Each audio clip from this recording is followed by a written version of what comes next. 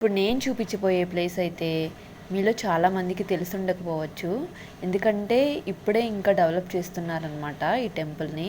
So తెలియకపోతే ఈ video చూసిన తర్వాత తప్పకుండా వెళ్ళి అమ్మవారిని దర్శించుకోండి. చాలా చాలా మనకి ఆషాఢ మాసం రాగానే ఏ అమ్మవారు గుర్తొస్తారు? వరాహి అమ్మవారి నవరాత్రులు జరుగుతూ ఉంటాయి కదా. సో వరాహి అమ్మవారి గుడికి అయితే వచ్చేసాము. ఇక్కడ స్పెషల్ ఏంటంటే ఇప్పుడు నేను చూపిస్తున్న ఈ ప్లేస్ అంతా కూడా చాలా చాలా విశాలంగా ఉంది. ఇది మొత్తం గుడికి సంబంధించిన ప్లేసే అనమాట.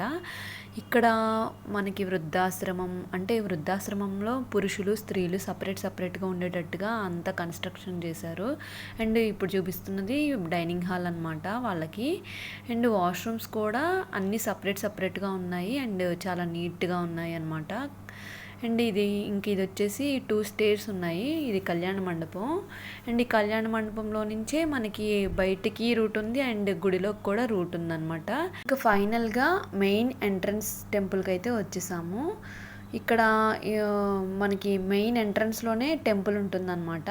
సో ఇంకా అమ్మవారిని ప్రశాంతంగా దర్శించుకొని అమ్మవారి సన్నిధిలో కాసేపు టైం స్పెండ్ చేసి అయితే వచ్చాము బయటికి. అండ్ ఇక్కడే మనకి అమ్మవారి గుడి పక్కనే గోశాలని కూడా పెట్టారు. సో ఇంకా గోమాతలతో కూడా కాసేపు టైం అయితే స్పెండ్ చేసి వచ్చాము.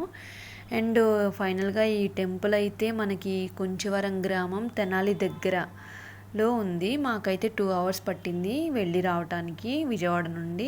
బస్ రూట్ అయితే తెలియదు కానీ మేమైతే 2 wheelersతో గూగుల్ మ్యాప్ ద్వారా వచ్చేసాము.